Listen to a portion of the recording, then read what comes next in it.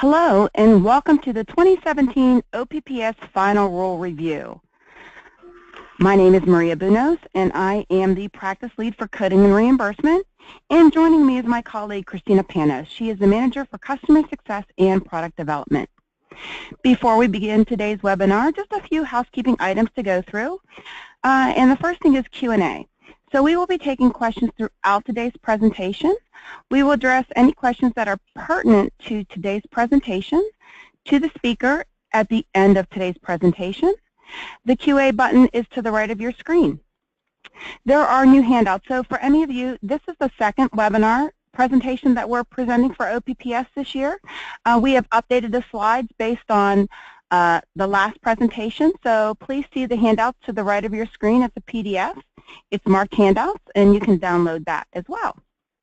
There are CEUs associated with today's webinar. They are from the AAPC and the HEMA. So in order to receive your CEUs, for all of those of you that are registered for today's webinar, you'll receive an email from us to take a survey. Please take the survey. We want to know how to better serve you as our customers. And once you complete the survey, you will be able to receive your CEUs. Now it is my pleasure to introduce to you today's speaker. Today's speaker is Georgianne Edford. Georgianne Edford is the President and Founder for Coding Compliance Solutions. She is an author and frequent presenter to hospitals and physician groups. Georgianne is a recognized leader in the coding and medical records field. Georgianne has also served as an expert witness on numerous occasions and is an advisory board member for Dennis Berry's Reimbursement Advisor, as well as, I'm proud to say, she has been a long time member of our MediRegs Advisory Board. So without further ado, it is my pleasure to introduce to you Georgianne Edford. Georgianne? Hey, thanks, Maria. Thanks, Christine. Good afternoon. We're having another exciting snowy afternoon to go through 2017 OPPS update. Today, some of the things I want to cover is the background, just a reiteration of where this all came. And given the changes in our political environment, and I think his name is Tim Post, who's going to be the new HHS Secretary, we will see what happens. He is a physician, so he wants to make a lot of changes to Medicare. We want to talk about the 2017 adjustments, comprehensive APCs, outpatient quality reporting changes, and the big ticket item is provider-based departments. The whole OPPS and prospective payment system came about with the Balanced Budget Act of 1997, which seems like eons ago. But from that time on, there were multiple pieces of legislation that were added. But in 1997, the BBA added Section 1833 to the Social Security Act, and it had the implementation of PPS for outpatient hospital services. It took them until 2000 to figure out how to do it, but in the interim, there were a ton of different acts that were added to it. Some of them were the DRA and MIPA, and most recently, we all know about the Affordable Care Act. To develop the OPPS, CMS uses the HCPCS coding system. It is a coding system that is called the second layer, level 2 codes. Level 1 codes are CPT. So the combination of the two make up the basis for the OPPS system. Section 1833 requires that CMS update the APCs annually. And part of that is revise the grouping, look at the payment weights, and try to keep up with the changes in medical practice and new technologies.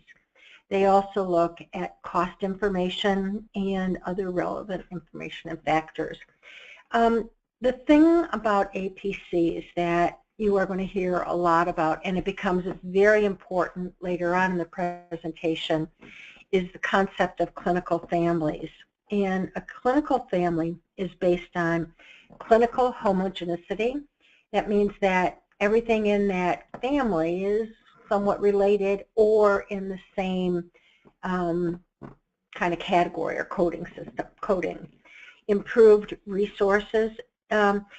In that particular clinical family, there might be multiple APCs. Some of them are going to be more complicated, but they all might be like a GI clinical family. Reduce resource overlap in long-standing APCs, so they get updated annually. And then greater simplicity and improved understanding of the APC structure. When we get to slide 15, it gives you a listing of the clinical families. The 2017 updates that are affecting the OPPS rates.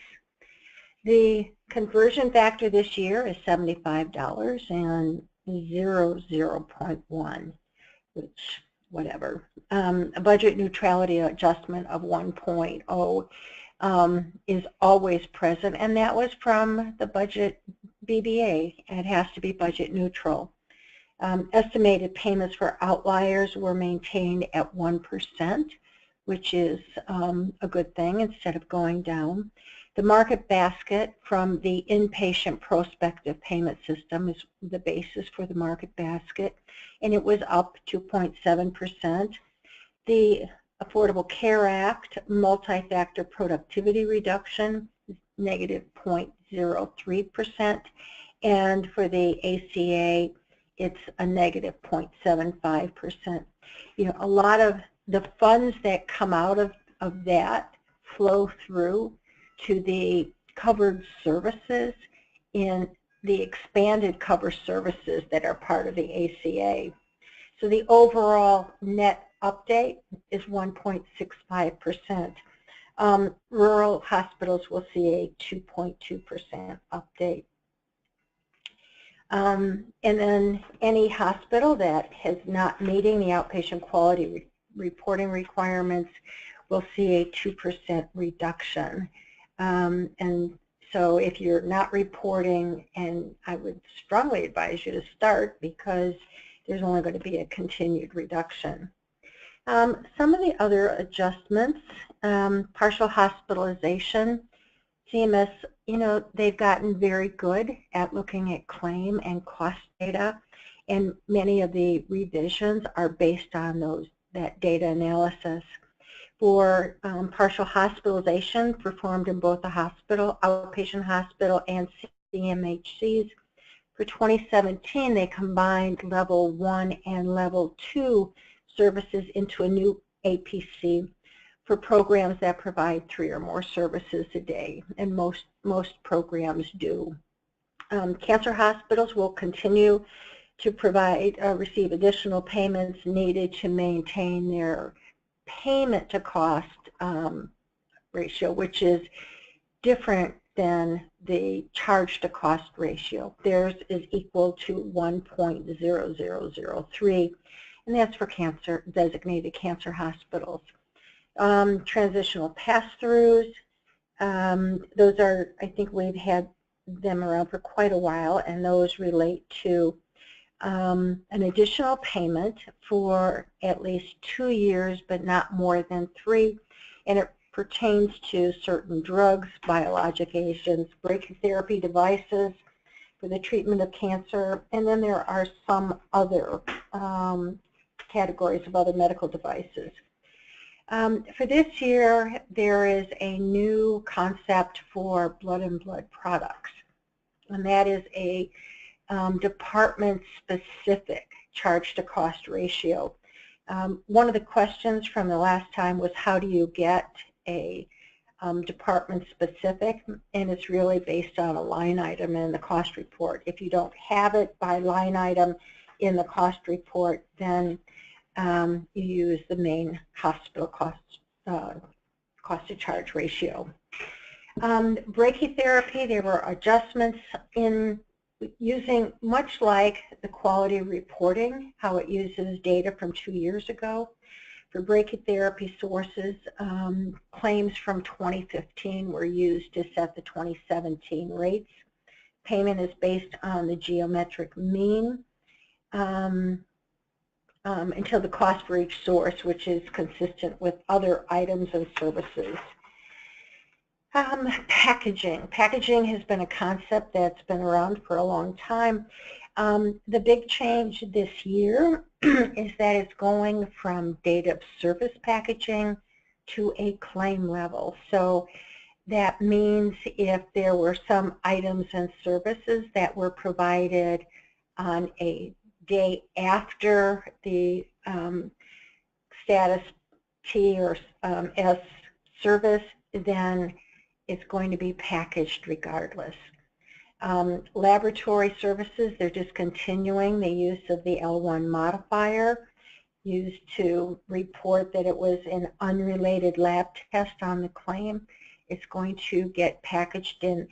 That is the exceptions are for the molecular pathology and other designated lab tests that are considered advanced lab tests, and those are ADLTs, as long as they meet the criteria that is outlined in Section 1834, all those letters.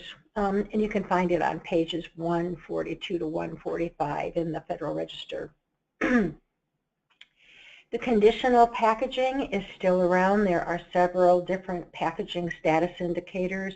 The Q1, STD, Q2, I have T on there twice, sorry, Q4, and the J1, J2.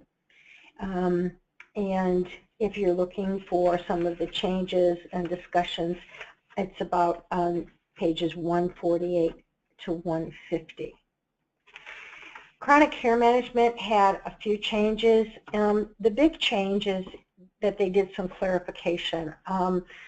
It is outlined in the Medicare physician fee schedule, and pay close attention to the frequently asked questions. The big thing about it is that it discusses if chronic care management is provided in a portion of the time to the patient is in the hospital. This year, there are 25 new CAPCs added. When it came out, originally there were 25, and then in 2016, they added 37. So when you look at the math, it's like, how come it's more? It comes out to 87 instead of 62. Some of them have dropped off, and some have been consolidated.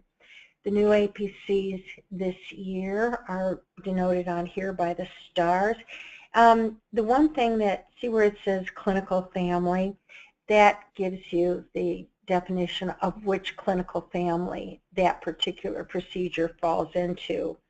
So you'll notice that there are 1, 2, 3, 4 procedures in the breast category, and then ortho has a number of them, 3 of which are new. Same thing on the next slide, and then the following, I just wanted to stop on this one for a minute because in the GI procedures there is, we got a question about it last time.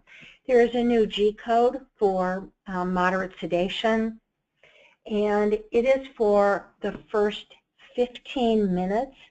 And it is a G code, and it gets reported in addition to the GI procedure. The question was about, well, would you report it additionally? Of course, the answer is yes. The thing is that the reason for the new G code is that some of the procedures are actually less than 15 minutes from start to stop time. So the new G code captures that time. If it goes over 15 minutes, then you use the other code for the conscious or moderate sedation. So this is the remaining CAPCs. And then this slide gives you the acronym that has been used, and these are clinical families. And the concept of clinical families is going to come up again later in the presentation. So you might want to keep this slide separately if you have it printed off. Another change this year, in 2014, they started the device-dependent APCs, and there were 39 device-dependent APCs noted.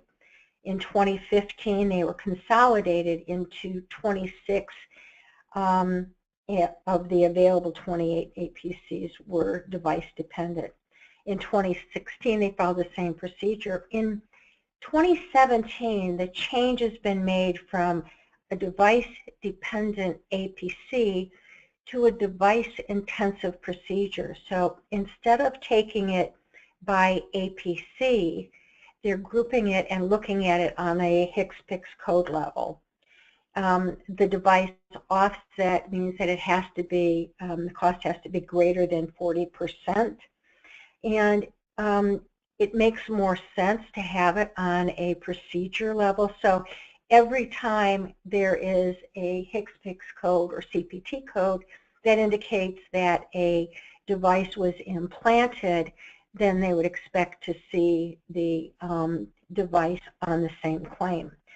All procedures must involve an implantable device that would be reported for along with the insertion.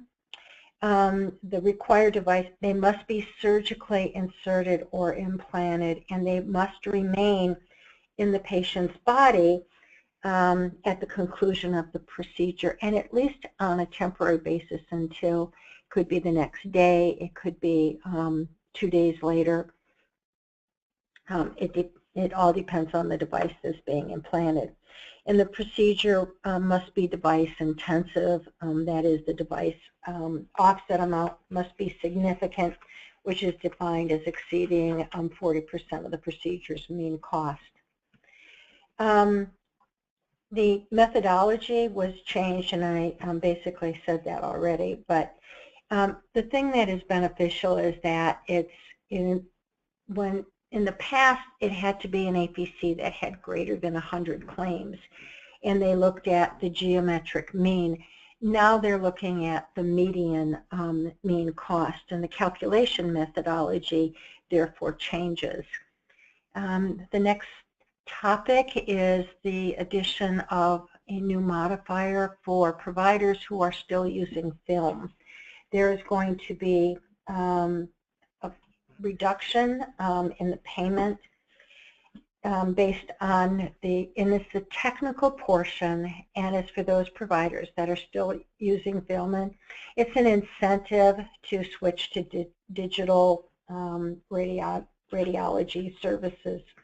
The FX modifier is to be reported, and that applies to only, well, I put in here that it applies to providers paid under OPPS because there was a question last time about critical access hospitals. They are not paid based on OPPS, so they would not be affected. I don't think there was nothing in the Federal Register that said that they were affected. Likewise, there was a comment on the American College of Radiology site that they expect it to be on the professional side. I didn't do the Medicare physician fee schedule piece, so I'm assuming that it was brought up. I have not checked that, but it appears that it would also apply to physician practices. Inpatient-only procedures. There were 7 procedures removed from the inpatient-only procedure list. 5 of them were spine, and 2 of them related to larynx procedures. There was a lot of discussion about taking total knees off of it, and the AMA was strongly opposed. It is still on the list, but they may consider taking it off next year. Just because it's not on the list doesn't mean that it can't be performed on an inpatient basis. It's just that for some patients, they may discharge them the next day, and then you have the 2 midnight rule that you have to worry about. The other thing about the inpatient-only procedures, and then I just want to remind everyone, is that the patient has to be admitted prior to the procedure being performed. You can't have a physician order that says, you know, admit as an inpatient after the procedure. It has to be before the procedure. This year there is a they're looking at a new CAPC for bone marrow transplants. And what this would do would be allowing all the costs for services on the same claim associated with a bone marrow transplant to be packaged together, so that they there is one flat payment. And you can see that there's kind of a theme going on. In 2016, the final rule amended the Two-Midnight Rule to allow the treating physician or the practitioner to use his or her judgment regarding the Two-Midnight Rule. We still see that hospitals are requiring that the physicians do an attestation statement. CMS is continuing to monitor those stays that are less than 24 hours, and they say they should rarely be an inpatient. The one thing that I wanted to remind everyone about was the MOON, is what it's known as. It's the Medicare Outpatient Observation Notice. And what it basically does is tell patients that they are in observation, and more importantly, the implications of what it's going to cost them. The notice, there is a notice on there, and it gives you the information that you can use to give patients. They changed the date. They implemented it, or the rule became final in August of 2016. Normally it's 1 year. CMS wanted it immediately. They got it available to be implemented on March 8th of 2017. So I just wanted to mention it so that providers can start getting ready for it. The recalibration that occurs, it has been changing in the since it has in the past. In the past, they've looked at 2 years worth of data. Now they're looking at 1 year's worth. It is from 1/1/2015 through 1/1/2016, because all the claims at that point have been adjudicated. They still follow the process of the single and pseudo claim, where there is only one line item on it. They also have looked at the most recent cost reports, the composite APCs, and the big issue is the HCPCS and the CPT codes and the implementation dates of when those occur. And they also use the revenue code to cost center crosswalk. There are complexity adjustments. The complexity adjustments look at whether or not there is a single primary service on the claim, and if there are additional services added to it, how do you handle those? And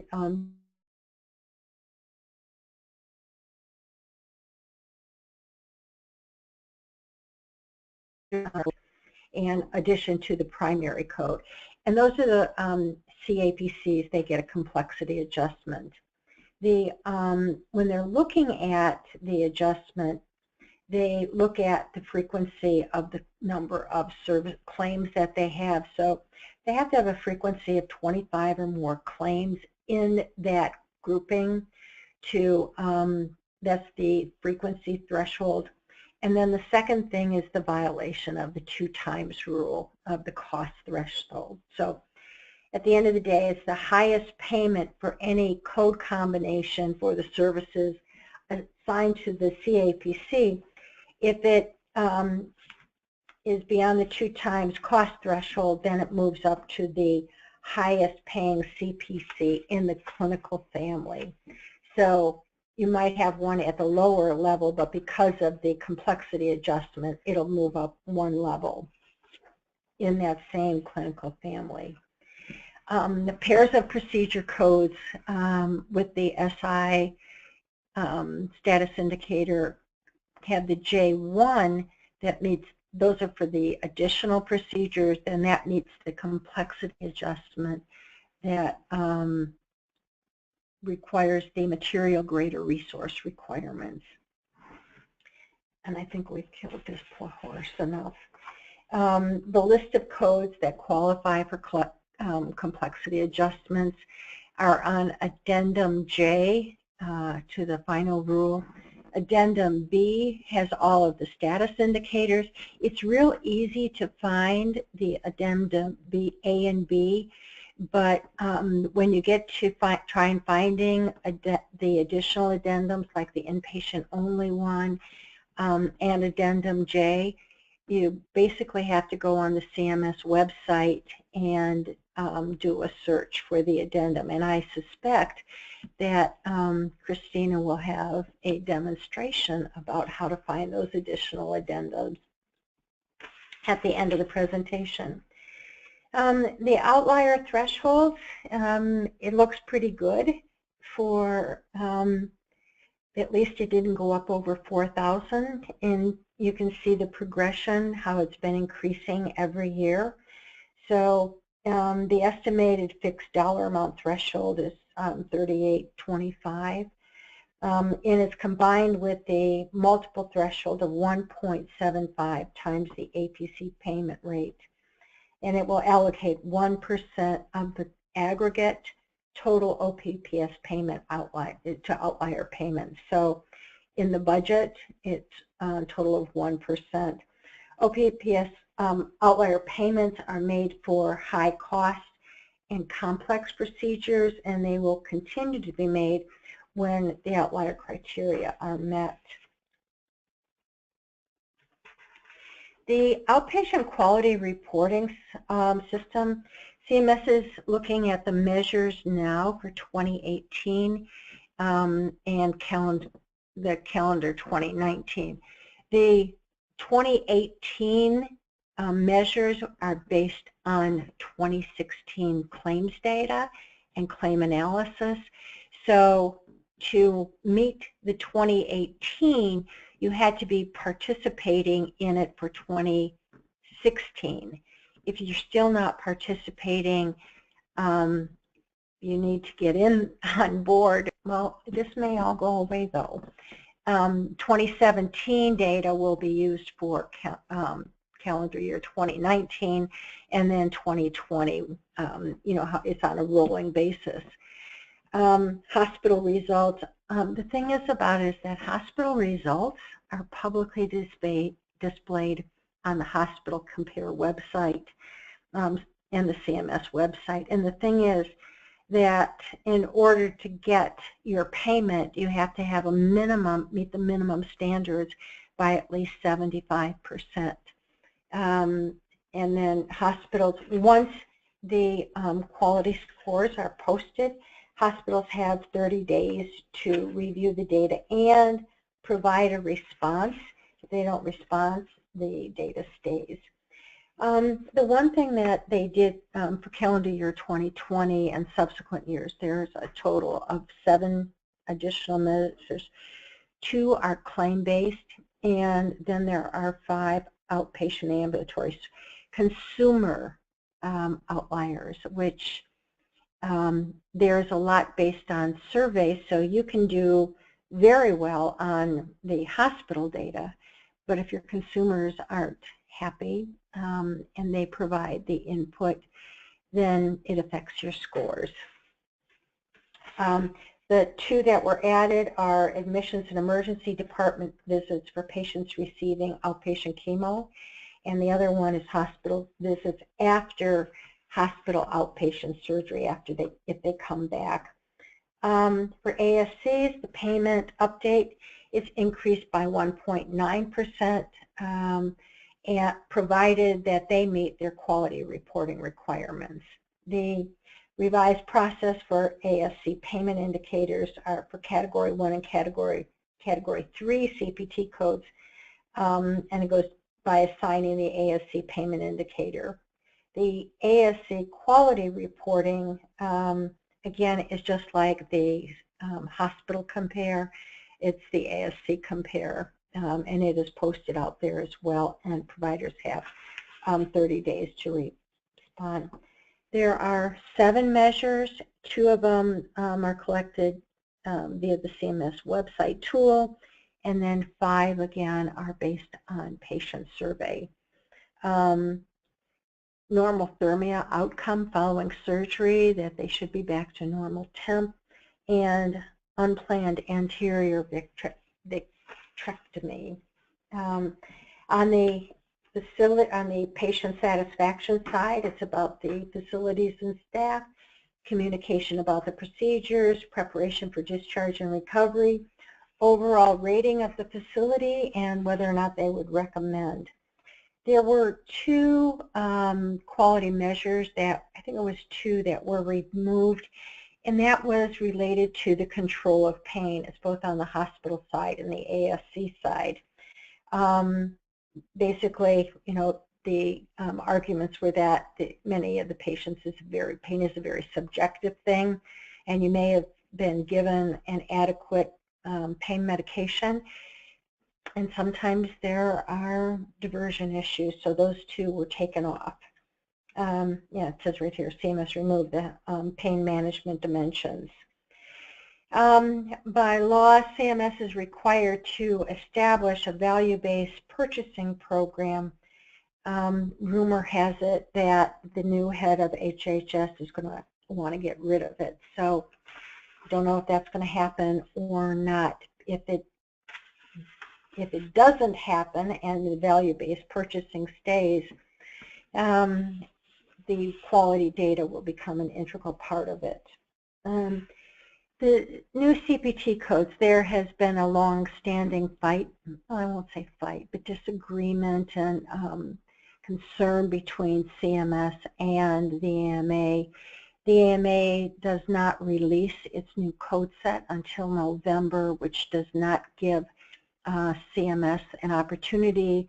They have to publish the new APCs 90 days prior to the final rule, and it doesn't give them any time. So the final rule for OPPS for 2017 was published November 2nd, and the CPT codes, new codes came out in November.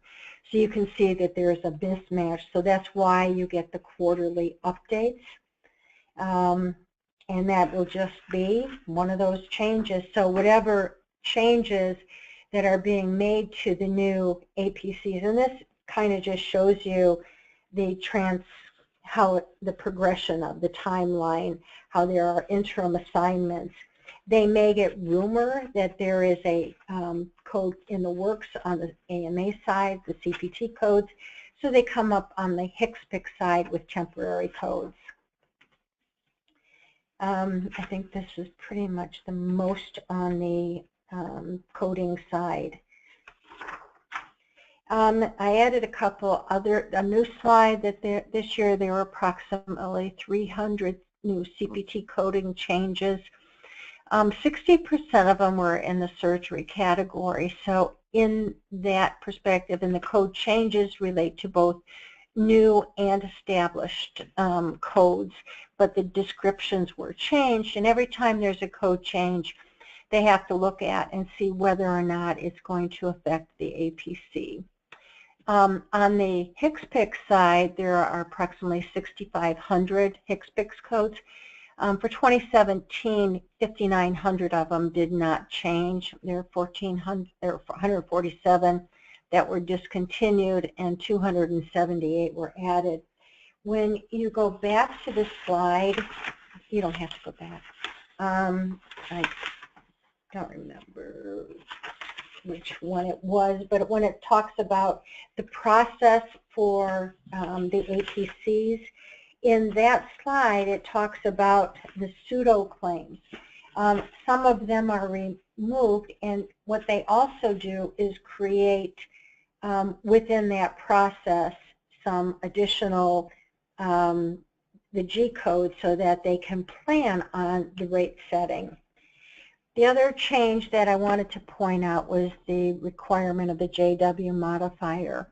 JW modifier is reported on a HCPCS code for single dose vials or single use vials. If you use less than the dosage of the vial, then you report the remaining portion of it on using the HCPCS code with the JW modifier. So it doesn't pay, it pays for the dosage given, but you're also given credit for the amount that you could not use because it was a single dose vial. There's always quote unquote overfill in a single dose vial. You cannot bill for that. You can only bill up to the amount that is in the product registration. We're going to talk now about provider-based departments. This is the majority of the presentation today, mostly because it represents such a big change. The background on it is that, when a patient goes to a quote provider-based entity, there are two claims submitted, one facility claim and one professional claim. The facility gets paid for the heat, the light, the power, for providing the staff, everything that goes into providing that service. And on the professional side, there is a reduction of the payment for the physician or the non-physician practitioner when the site of service is a facility. So the total payment is for the services is higher than if the service were provided in a physician office. One claim now is paid under and has been under OPPS, and the other is the Medicare physician fee schedule. Problem is that beneficiaries, patients, have a responsibility for the cost sharing, and so it costs them more. There are a number of requirements in this. Generally, the site must be located within the 35-mile radius of the campus of the main hospital. Its financial operations are fully integrated within the main provider. The clinical services are integrated into those of the main hospital. For example, the professional staff at the off-campus site must have clinical privileges at the main hospital, and the outpatient campus the department medical records are integrated into the records of the main hospital. And it's held out to the public as part of the main hospital. There was a new act published on November 2nd of 2015, and it's the Bipartisan Budget Act, another acronym, and it makes certain distinctions now with respect to whether a department of the hospital is on campus or off campus, and also excludes from the definition of off-campus outpatient department of the hospital. And I want to go through each one of them. In the section 603 of PL, it made two amendments to the Social Security Act, one amending paragraph, and then the other one was adding. The first provision adds a new clause which excludes from the definition of covered outpatient services applicable items and services. And I'm going to go through this in a lot more detail, so don't get concerned at this point. The second provision defines the term applicable items and services furnished by certain off-campus provider-based departments and requires HHS to make payments for such applicable items and services under a separate payment system, not OPPS. So how is all that going to happen? So under the proposed rule, the CMS proposed three things. One, to define the applicable items and services for the purpose of determining whether such items and services are covered outpatient department services. And the second was to define what is an off-campus provider-based department, and then establish policies that define where certain items and services furnished by an off-campus provider-based department Are they under an accepted status, or are they under a non-accepted status? So to that end, the next thing is, okay, so what is a provider-based status? Since the beginning of Medicare program, hospitals have always been referred to as the main providers and have functioned pretty much as a single entity while owning and operating multiple department-based locations and different facilities. Having clear criteria for provider-based status is now becoming more important because this designation can result in whether or not the department is paid under OPPS or the other quote-unquote payment methodology. So let's talk about what is a campus, because it has to be within so many miles of the campus. So campus means the physical area immediately adjacent to the provider's main buildings, which is the hospital, other areas and structures that are not strictly contiguous to the main buildings, but are located within 250 yards of the main building, and any other areas determined on an individual case basis by CMS regional office.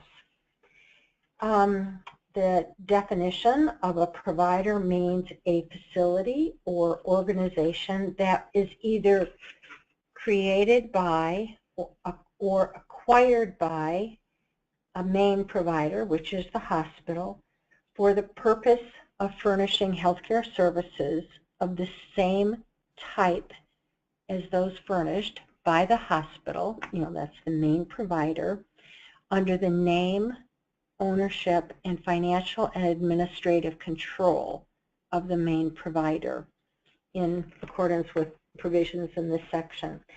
A department of a provider encompasses both the specific physical facility and the services at the site are of the type which are claimed under Medicare, Medicaid, and the personnel and equipment needed to deliver those services at that facility are part of the main provider. A department, and this is where there was some confusion, a department of a provider may not in and of itself be qualified to participate in the Medicare program. So you have this separate entity, but it's not separate. It is under the hospital provider number. It is part of the hospital. So that means it couldn't qualify as a separate entity that had to meet separate conditions of participation. So it is, in that category, it is considered part of the hospital. It does not include a rural health center, and it does not include a federally qualified health center. Those are completely different. A remote location of a hospital means a facility or organization that is either created by, acquired by a hospital that is the main provider. So a hospital purchases another hospital, and it becomes a part of the overall hospital system. And it is under the ownership, name, ownership, financial, and administrative control of the main provider. I think since there's more people, this is something that just happened recently in Michigan. One provider bought 2 other hospitals, and they are all under the main provider. A remote location of a hospital is different. It comprises both the specific physical facility that serves as the site of services for which payment is claimed, and the personnel and equipment needed to deliver it. The Medicare conditions of participation, again, you do not apply for them as an independent facility. They are part of the overall hospital. Provider-based entity means a provider of healthcare services or a rural health center as defined in, that chapter of the CFR, that is either created by or acquired by a main provider. So Hospital A has a provider-based entity, and this becomes important because of the Bipartisan Budget Act. So it's a provider-based, basically a provider-based clinic, which is under the ownership, administration, and financial control of the main provider. This provider-based entity comprises both the physical plant and the people, and it's outlined, and it in and of itself is classified in terms of condition. Excuse me, let me get a drink. In and of itself, it is qualified to participate as a provider, and it can meet the provider-based entity conditions of participation. So now when we go to provider-based status, it's basically the relationship between the main provider and the separate entity.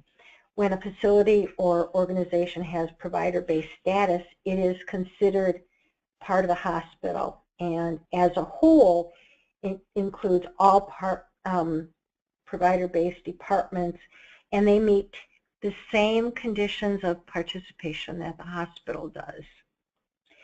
For Medicare purposes, a hospital that wishes to add an off-campus provider-based department must submit an amended Medicare provider enrollment form detailing the name and location of the provider-based facility, and it has to be within 90 days of adding this new facility.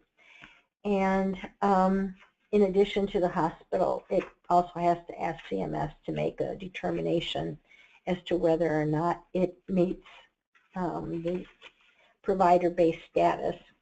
And it's just getting a letter from CMS, and the thing is that it's all basically to make sure that the quality of care provided at this provider-based entity is consistent with that of the hospital in order to get payment.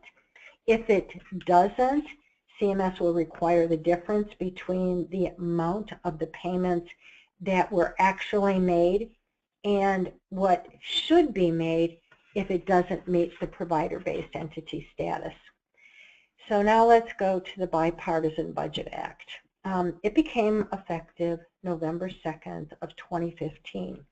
And what it basically says is that if you were not, or if you were a provider-based hospital off-campus provider-based department, and you furnish services on or before, I'm saying it a little bit different on the side, but if you did it on or before, you will maintain your provider-based status. If it is after November 2nd, then you will no longer be eligible for OPPS payments. So what does that mean? And that's why I said if it was before November 1st of 2015 and you were up and running as a provider-based department, you're still going to be under OPPS. But if you're new after November 2nd of 2015, then you will no longer receive OPPS payment.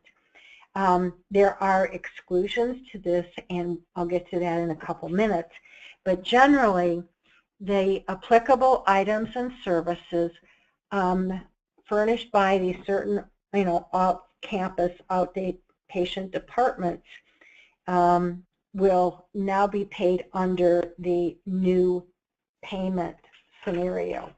The accepted departments are all emergency rooms.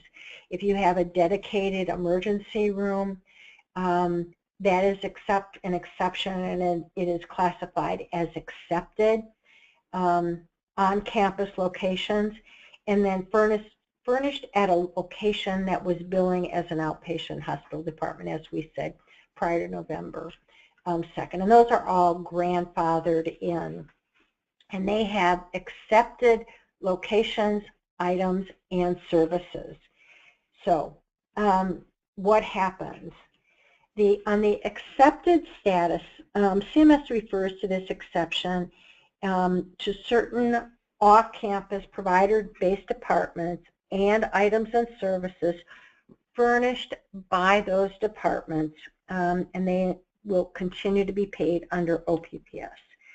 The definition of applicable items and services basically are what they have been doing. There was a big discussion about if they added new services, would they continue to be paid under would they get OPPS payment designation?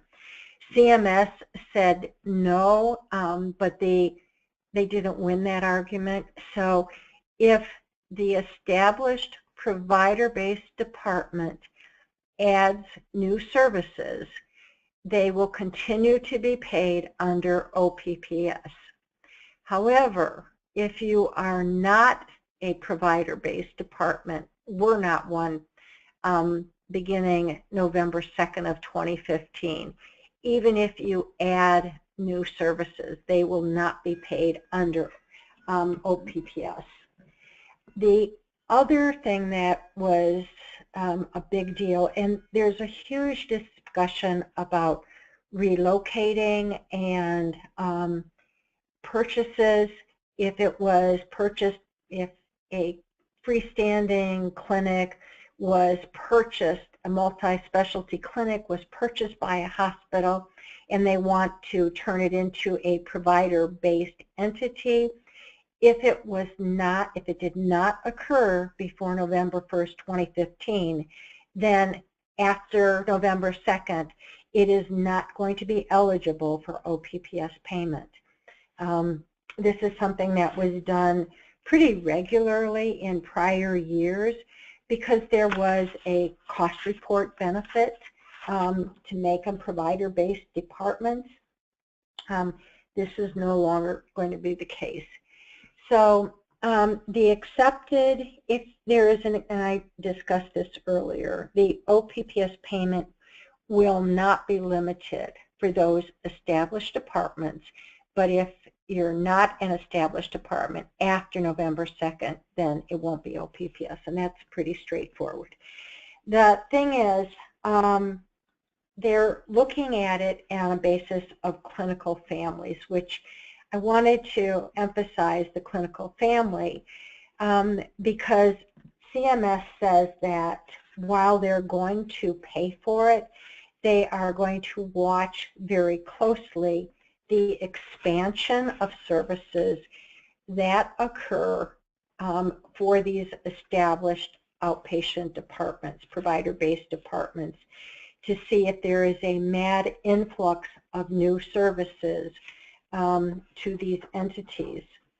For 2017, CMS is not limiting the expansion of services, but they will continue to do so after the implementation starting September 1st.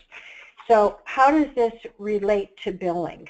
You continue to bill the provider-based department.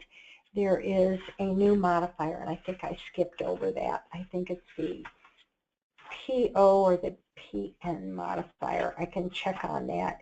And it'll be on the UB. The thing is that they have come out and said that there will be it'll be paid based on the physician fee schedule, but there will be a change. So it will not be the pure fee schedule amount. It will be an amount higher to take into account the additional costs, but it will not be under OPPS. So that expansion has been identified. The rules on it are still coming out, and it's a comment period until the end of December. So if there are issues, certainly the American Hospital Association and others are making changes, and all of this may go away beginning sometime next year. So at the end of the day, there will be an interim that starts at the beginning of January, that there will be payments to those entities that began on November 2nd and beyond. Other changes include organ procurement and reporting. There's a lot of discussion about the EHR incentive and meaningful use and appropriate use. There's been a change in some of the comment indicators and the ASC. The comments that I mentioned for the 2017, there's also comments on the physician fee schedule amount, because there will be an effect on those services as well. So all that being said, that is, now we have time for questions, and there is a discussion. I'm sorry, presentation by MediRegs. Thanks, Georgianne. This is Christina. I'm going to go ahead and share my screen. I know we're running a little close on time, and so let me just move my screen. You should have seen my screen change. If you could just confirm, can you see the Audit Revenue Resource Center? No, I can't. I can, and we have until 2:30, Christina, so we have plenty of time. Okay. Okay, great. Thanks, Maria. Thanks. Okay, so very good. So I've just moved into the Audit Revenue Resource Center. And this is a product within our coding suite. It's our most robust offering within that suite of solutions. It's going to provide coding as well as reimbursement resources, tools, and pertinent regulations that are going to really support information about the outpatient prospective payment system. With all of our solutions, we organize the content into libraries and collections. So I'm able to browse. I can see here by looking at this list of libraries how comprehensive the library is. It's going to allow me to give me detailed information in each of these collections. I can browse through them. It's going to provide both LCDs and NCDs from LCDs from the state perspective, as well as the state regulations in this top-tiered product. I have the opportunity to execute searches across my product offering, so I can execute a related search, maybe related to OPPS, by searching on the Federal Register ID number. So something like this, executing a search, which is going to allow me to find any issuances, because I used a wildcard where that Federal Register ID number was used. And then I could also use more advanced searching functionality, where I can put multiple search terms together and add Boolean connectors and whatnot to create very robust searches. But in this particular search, I really like this search because it's going to identify anytime anything new related to this particular rule has come out.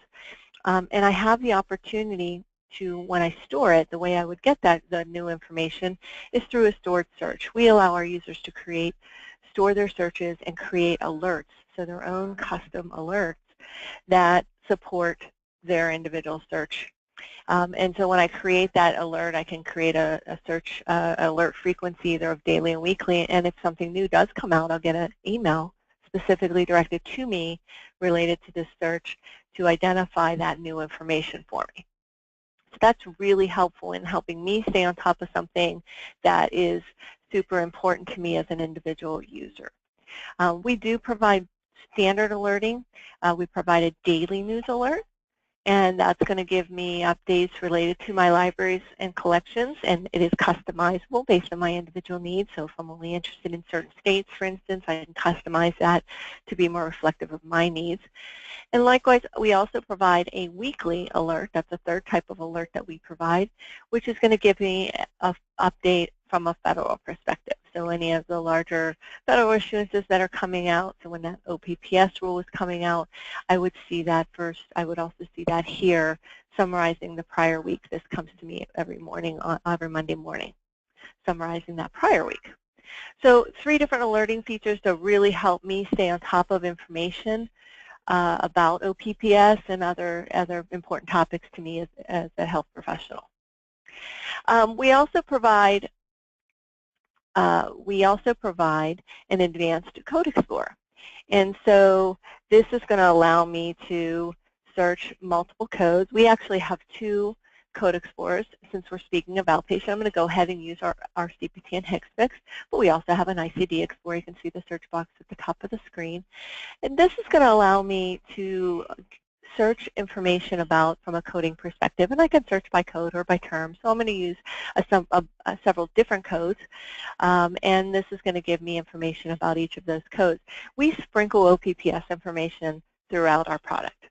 And this is one place where I'm going to see that information. The Advanced Code Explorer is called an Advanced Code Explorer because it is giving me a lot of advanced information. It's doing a lot of research for me. So I have some links underneath my short and long descriptions where I can jump into our code book. Our code book provides all of the AMA descriptions, guidance at the section or chapter level that's expandable, all the parenthetical guidance. If there's reference on other code pages to this code, I can jump to those pages easily. And then this is a place where we do provide payment information. Down at the bottom of the page here, you notice there's hospital outpatient, ASC, and physician. So depending on the code, the applicable payment system information will come up, and this is a great way for me to see what that national unadjusted rate is, or maybe to see what the status indicator is for that specific procedure that I might be looking at. In addition to coding, we pre-search all the transmittals. So we'll bring forward any transmittals that mention the code or any LCDs based on some of your preferences, so if you're only concerned with certain states. And then lastly, we have our guidance library, and our coding guidance library has a number of really good resources in it, and our top-tier product includes the AMA CPT Assistant, the Insider's View, as well as the coding clinics. So any of those titles we've pre-searched, we've identified that this particular code, 37221, was discussed 12 times in the Insider's View. So it's a very quick and easy way for me to do coding research. Now, right on the results page is another place where you'll notice OPPS information. On the far right, you see 2 payment columns. One is devoted to physician, the far right, and the one closer in to on the left there is a hospital outpatient, and that is leveraging our APC calculator. So this is, in this particular instance here, this dollar amount is actually showing me a wage-adjusted payment rate for my facility. It remembers the last facility I used, and it shows me that payment information. So the Code Explorer really helps me do a lot of information. But in addition, I have all of my code books available to me. Under my code books and guidance section on the left here, you can see I have direct access to the coding clinics and some of those advanced titles that are important. In addition to using the Code Explorer, many of our users are asking about 2017. We're preparing and looking at the 2017 rule, and then we're also looking at the CPT changes. We actually have a pre-release code book built in our coding guidance library right here. And what that's going to give me, that guidance library has a number of really wonderful resources available. But the actual pre-release code book sits here until we're ready to push it out to the current state, And so we are updating this with information with both CPT and HCPCS information. I can search specifically if I want to search for a particular code. For instance, I can search, this is a new code, and it's going to bring me to that individual code page, just like we did in Code Explorer, but in this case, I'm seeing it in my pre-release code book. So this was a brand new 2017 code, and I can see all of the descriptions and guidance that is provided, along with the OPPS, so the latest and greatest version of the final rule, to see that national unadjusted rate for 2017. So the pre-release codebook is really quite helpful in providing me all of that information. I'm going to just go back a screen for a second. And it's going to give me access to, apologize, I got to the wrong screen there. I wanted to go back for just one moment to point out one other thing in that pre-release codebook. The other thing that it will show you is it does have all the appendices. So I know a lot of you are interested in seeing the changed code. This is going to have your Appendix B to show you the adds, deletes, and changes, as well as an Excel file that will give you all of that information. So that's really helpful. Now, beyond coding, we also, from a payments perspective, we create ebooks, and those ebooks will be based on the final rules and the proposed rules, and we create those to identify specifically, to break down into chapters the proposed ruling. So I can see here is all the different chapters related to the final rule. I can see some of the changes that have been talked about and discussed in these books. And we do this for both the proposed as well as the final ruling. And then another thing we provide here in the ebook is the download center. This is really helpful because this is where you're going to find all of the information, whether it be the individual payment files, but also all of the addendums. So I know Georgianne had mentioned sometimes it's challenging to find that addendum J. Well, in this, in our ebooks, we give you access to that information where you can actually download that particular addendum as well. So if I keep scrolling down a little bit, I'm going to see my addendum J on these pages as well available for download as well. So that's another nice little resource to have access to. Beyond having, all of the payment information, we do create APC code books that are related to the payment system. So we create one for APC and ASC alike. We also do it for physician and DRG. And within these code books, we break down some of the payment systems. So this is, we're building our 2017. This is our 2016 book, but you can see it gives out a breakdown for each of the status indicators. So we'll give you each of the APCs. We break down the index files by status indicator. So if I wanted to come in and see all my inpatient-only codes, there's a quick list here. Not something that you have to go far to find. You can stay right within MediReg to get to that information. And then also all of the APC grouping logic. These are really wonderful pages that kind of break down and explain the IOCE logic as it relates to OPPS. How are those claims going to process? So if I perhaps want to see how the composite rates process, or maybe I want to look at some of those comprehensive APCs, we have all of that logic outlined and pulled out into one single page so that it's easy for you to find that information.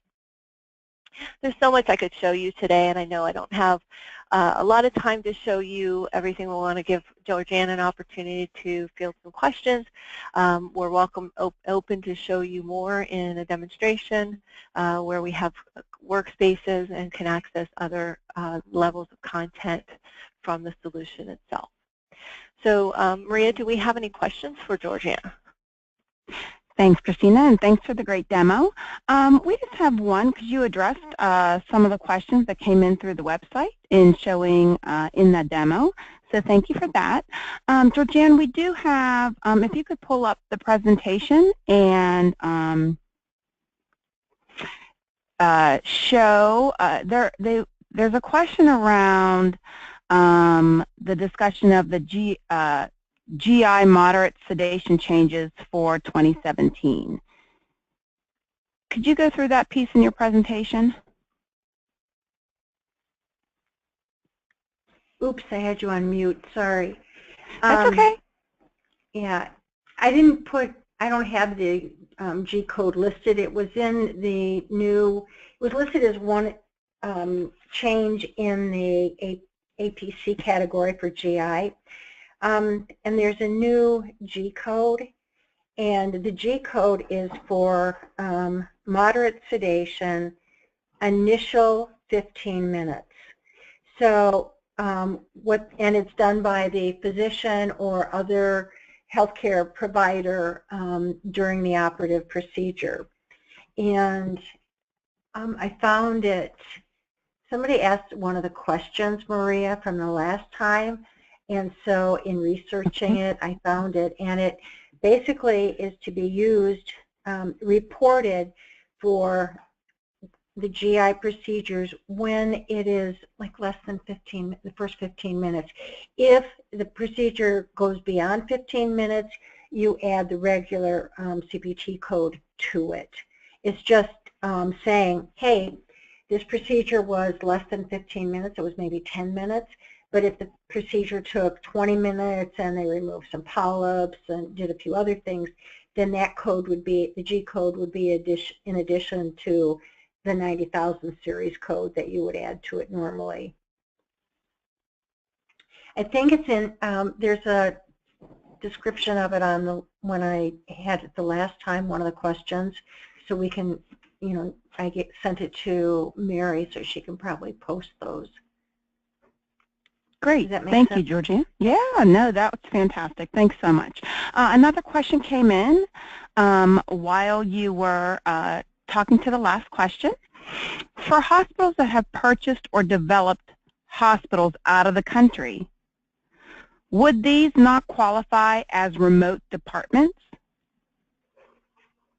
Wow, that's a good question. If it's a hospital, it's depends on if it happened before November 2nd. You know, I don't know. Okay. The country. Oh, I know that. I don't know. That's okay. a really. I it really probably don't requires additional research. As I was looking at it and saying it out loud, definitely would require additional research. Yeah. Okay. If anyone else has questions, please feel free to put them in. I'll wait a couple of minutes. Is there anything additional, Christina, that you would like to show online? Otherwise, we can wait a couple of minutes. Christina, it's Georgina. I don't know if you can still hear me, Maria. Yeah. Sure. On the MediRegs, there is, on the outpatient section, there is a specific part where you go to, where you can find the inpatient-only procedures. Yes, and the inpatient-only procedures is located in our APC codebook. I showed that where you can pull it by status indicator. Another way to get to that is also we have workspaces that are devoted to coding coverage, auditing, reimbursement. And on the reimbursement tab, when I open up the hospital outpatient, which you should be seeing on your screen, Maria, great.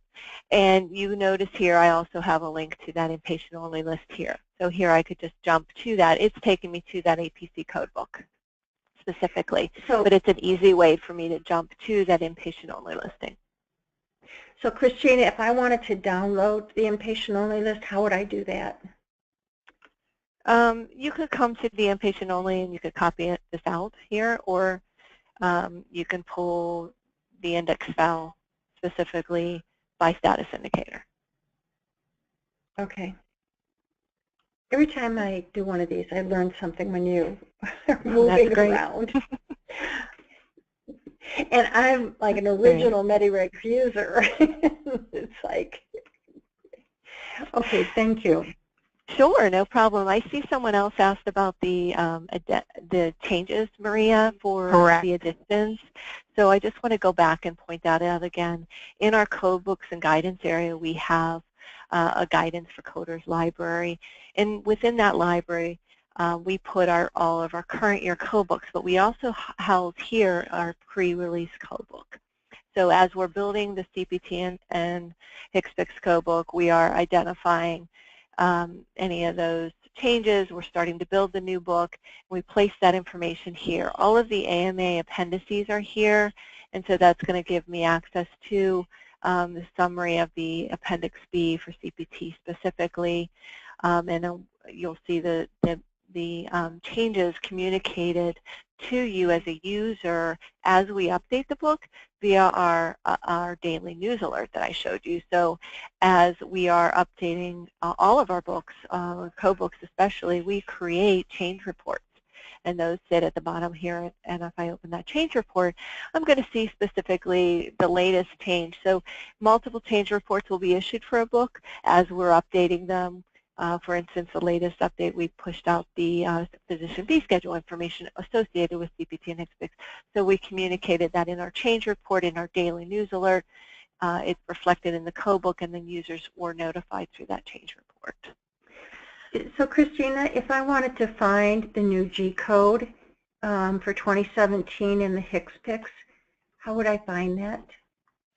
You can search the code book specifically. So like I showed earlier, you can actually search the code book. We're working on the updates for HCPCS.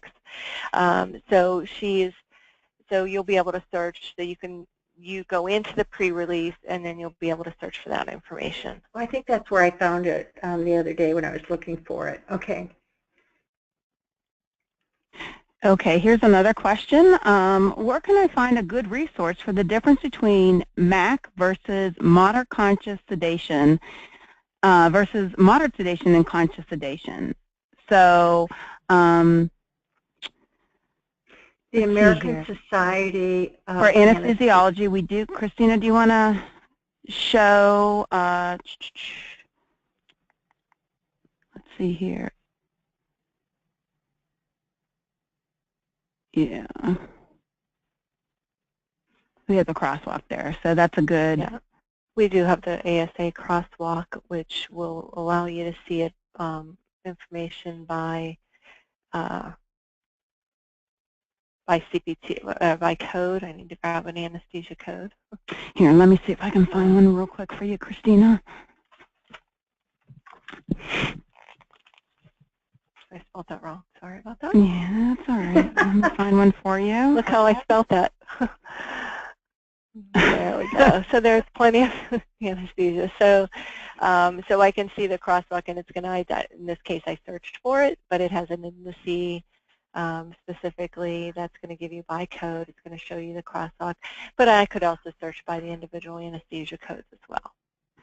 Yeah, if you weren't looking for a code, though, and you wanted to get to, I think in the CPT book, there is a discussion about the monitored anesthesia, and then the other place, that I would look to is the American Society of Anesthesiology has they always have a description, and sorry, not under MediRegs, but it's a good way to find it. From a clinical perspective where they describe it. There is a lot of discussion about it, but the CPT is very specific. These are anesthesia codes. It's specific to the monitored anesthesia code, and let me get my book. Yeah, but if I could just interject, this is Maria. We actually purchase from the ASA, the American Society for Anesthesiology, their crosswalk and reverse crosswalk. So those are embedded in our Audit and Revenue Resource Center and our Coding and Revenue Resource Center. So it's so that you have a one-stop shop. So and stay within the tool. So those are available to the coders that have subscribed. So they're there. Awesome. Yeah. And like I said, I learn something every day. Yeah, so let me scroll down real quick and make sure that there aren't any other questions that have come in. I think we have concluded today's webinar for today. I want to thank everyone for joining the 2017 OPPS Final Rule Review. I want to thank everyone for attending today. And should you wish to download your CEUs, please take the survey that will come out to all registered attendees in tomorrow's, probably sometime tomorrow afternoon, in your email. We want to know how to better serve you in 2017. And for those of you who are traveling, please have a safe travel during the holiday season. And to all of you, wishing you a safe and blessed holiday season. That concludes today's presentation, and thank you.